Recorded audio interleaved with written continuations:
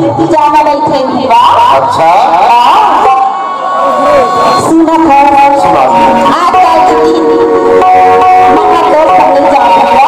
अच्छा चलो जाओ नहीं दिखा जी कैसा बातें किया महू बातें भी नहीं आज बिना जीवन महू में बहुत बड़ा चीज है। अच्छा सुना ये बातें किया काहे सुंदरिया काहे सुंदरिया बता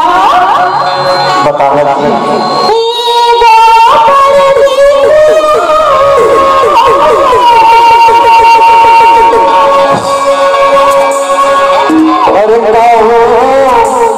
सुंदरिया सुना तो सुनरिया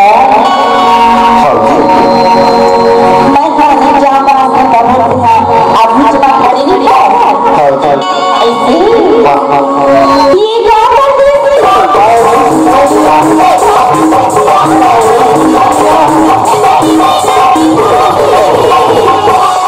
अरे जाहू मैं तुरी हरी अरे मैं मिला भूल हो मैंने तुझा को